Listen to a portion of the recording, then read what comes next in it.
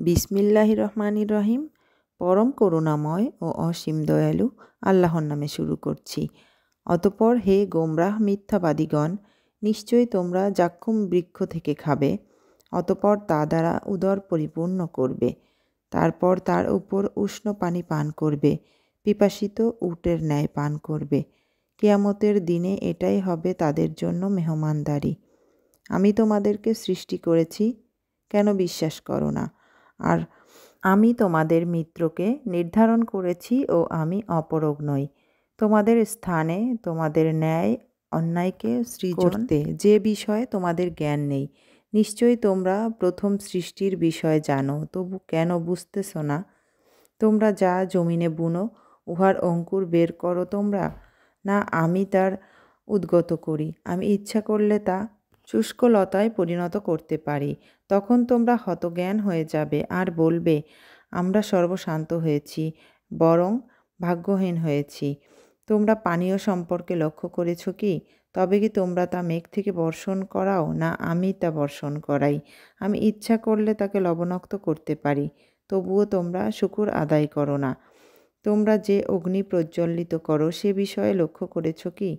তবে কি তোমরা জ্বালানি কাঠ সৃষ্টি করেছ, না আমি সৃষ্টি করেছি?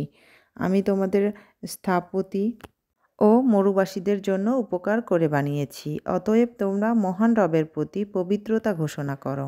আসসালামু আলাইকুম। নিপা আহমেদ ব্লগে সবাইকে স্বাগত জানাচ্ছি নতুন আরও একটি ব্লগ ভিডিও দেখার জন্য।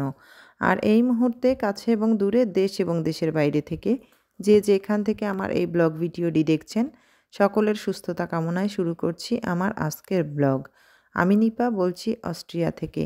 আশা করছি কাছে দূরে যে যেখানে আছেন সবাই অনেক বেশি ভালো আছেন।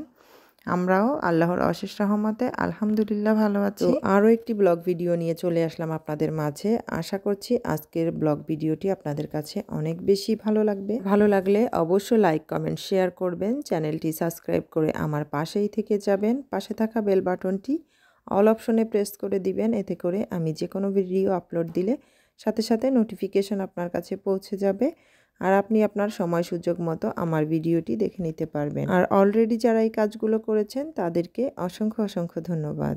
আর যাই হোক, যেটা বলতে চেয়েছিলাম, আপনারা টাইটেলে যেটা দেখে নিয়েছেন, ইউটিউব আসলে আমার জন্য নয়।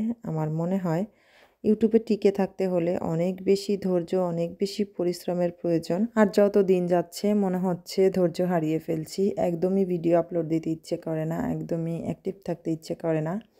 তারপরও কি আর করার। তবে ইউটিউবের এই ছোট্ট জার্নিতে কিছু পাই বা না পাই, অনেক প্রিয় প্রিয় আপুদের অনেক বেশি ভালোবাসা পেয়েছি। অনেক অচেনা অজানা অনেক প্রিয় প্রিয় আপুদের সঙ্গে যোগাযোগ হচ্ছে বা হবে। আর এই সব কিছু মিলিয়ে আসলে ছেড়ে যেতেও ইচ্ছা করছে না। আর এখানে আসলে ধৈর্য না ধরলে কোনোভাবেই টিকে থাকা একদমই সম্ভব না। তো জানি না আমার প্রিয় প্রিয় আরও কোন কোন আপুদেরও এমন অবস্থা হয়। তো আমার কাছে তো এমনই মনে হচ্ছে এই পর্যায়ে এসে। আর তার সব থেকে বড় কারণ হচ্ছে ভিডিওতে আসলে ভিউ না হলে, ওয়াচ টাইম না আসলে একদমই মন ভেঙে যায়, ইচ্ছে করে না আর ভিডিও আপলোড করি। এত কষ্ট করে, এত পরিশ্রম করে তারপরও যদি ভালো একটা ভিউ না আসে তখন এমনিতেই ইচ্ছে করে না। আর এই জন্যই বললাম ইউটিউব আসলে আমার জন্য নয়। তো জানি না আমার কথাগুলো আপনাদের কার কাছে কেমন লেগেছে। তো ভুল হলে অবশ্যই সবাই ক্ষমা সুন্দর দৃষ্টিতে দেখবেন। আর ইউটিউব সম্বন্ধে কিছু কথা বলতে গিয়ে আপনাদের সাথে ভিডিও রিলেটেড কোনো কথাই বলা হয়নি। আর এই তো দেখতেই পেয়েছেন বাইরে গিয়েছিলাম, তো বাইরের কিছু ভিডিও ক্লিপস আপনাদের সঙ্গে শেয়ার করলাম। আর গত ভিডিওতে আমার অনেক প্রিয় প্রিয় আপুরা আমাকে অনেক সুন্দর সুন্দর কমেন্টস করেছেন। তো এক ভিডিওতে আসলে সবার চ্যানেলের নামটা বলা সম্ভব হয়ে ওঠে না, এতে করে ভিডিও অনেক বেশি বড় হয়ে যায়। তাই আজকেও আমি কিছু প্রিয় প্রিয় আপুদের চ্যানেলের নাম শেয়ার করব আপনাদের সঙ্গে। আর এই তো বাইরে থেকে বাসায় আসার পরে বিকালে নাস্তার জন্য একটু মোগলাই বানিয়ে নিচ্ছিলাম, তো সেটাই আপনাদের সাথে শেয়ার করছি, আপনারা দেখতে থাকুন।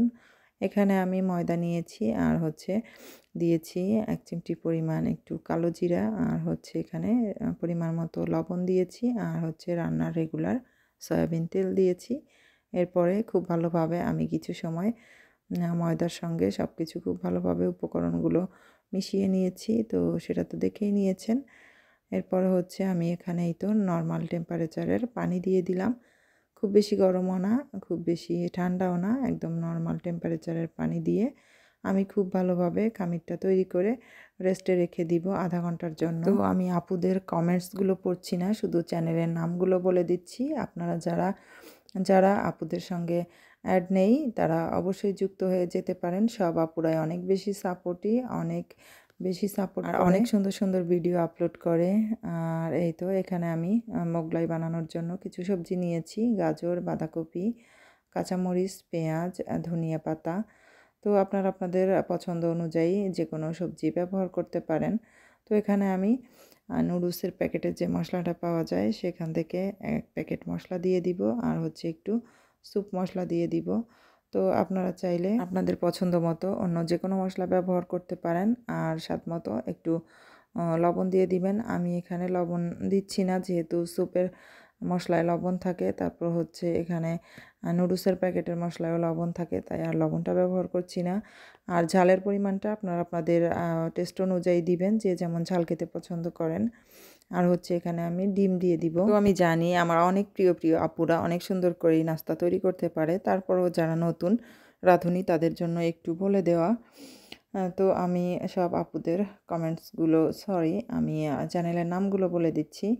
UK blogger Ayesha Chowdhury, Abiha Mehrin blog, Jasmine Swapna Sabbir blog, Mahir Galib world, মণিমুষা, simple cooking by Asha, Sadia cooking house, BD blogger Bithi Dubai, Jamila UK, Zulekha Juma, J&I couples diary, Poly lifestyle blog, Tanu Manu blog and cook. তো আমার প্রিয় সকল আপু ভাইয়াদের আমার পক্ষ থেকে অসংখ্য ধন্যবাদ আমাকে সুন্দর সুন্দর কমেন্টস করার জন্য। তো আমি আসলে কমেন্টসগুলো পড়ছি না, এতে করে ভিডিও অনেক বেশি বড় হয়ে যাবে। আর প্লিজ আমার কথার মধ্যে ভুল ত্রুটিগুলো সবাই অবশ্যই ক্ষমা সুন্দর দৃষ্টিতে দেখবেন। যদিও বা ইচ্ছা করে ইউটিউবে আর ভিডিও আপলোড দিব না, তারপর আপনাদের এমন সুন্দর কমেন্টস আর ভালোবাসার কারণেই আবারও ইচ্ছা জাগে নতুন ভিডিও তৈরি করি, আপনাদের সাথে একটু হলেও শেয়ার করি, একটু অ্যাক্টিভ থাকি। আর এই তো এখানে আমি মোগলাই বানানোর জন্য আমি খামিরটা খুব ভালোভাবে আমি আবারও মথে নিয়েছিলাম। তারপর হচ্ছে আমি এই তো রুটি বেলে নিয়েছি, আর তারপরে যে মিশ্রণটা রেডি করেছি ভিতরে দেওয়ার জন্য, তো সেটাই আমি দিয়ে খুব ভালোভাবে এই তো চারিদিক থেকে আমি এটা আটকে দিচ্ছি। তো এটা তো দেখেই আপনারা বুঝতে পারছেন। আর আপনারা চাইলে এখানে সবজি না দিয়ে শুধু কাঁচামরিচ, পেঁয়াজ, ধনিয়া পাতা আর ডিম দিয়েও আপনারা চাইলে মোগলাইটা বানিয়ে নিতে পারেন। সবভাবে বানালেই মজা হয়। তো আমি একটু সবজি দিয়েছি, যেহেতু বাচ্চারা একটু সবজি খেতে চায় না, তো এভাবে একটু যে কোনো খাবারের ভিতরে ভাজা পোড়া বিভিন্ন আইটেমসের ভিতরে একটু সবজি দিয়ে দিলে এতে করে বাচ্চারা মজা করেই খেয়ে নেয়, এই জন্য একটু সবজি ব্যবহার করেছি।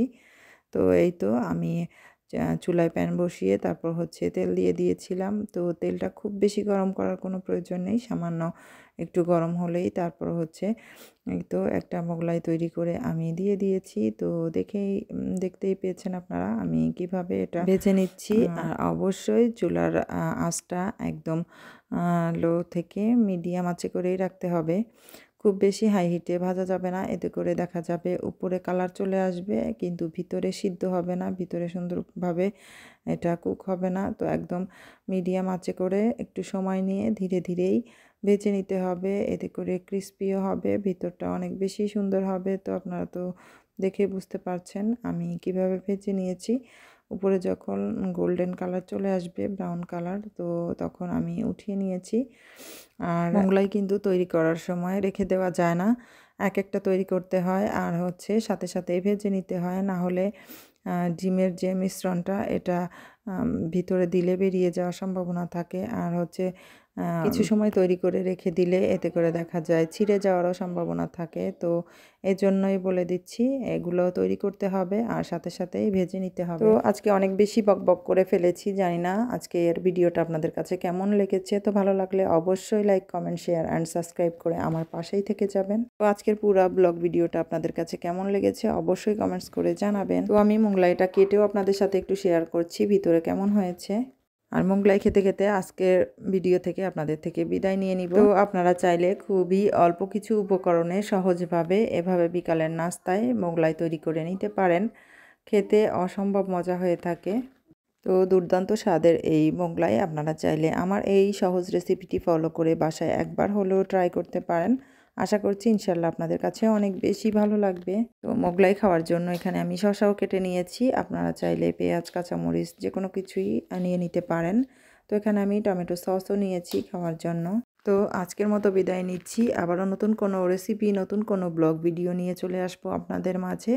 আর সেই পর্যন্ত সবাই অনেক অনেক বেশি ভালো থাকবেন, সুস্থ থাকবেন। আসসালামু আলাইকুম, আল্লাহ হাফেজ।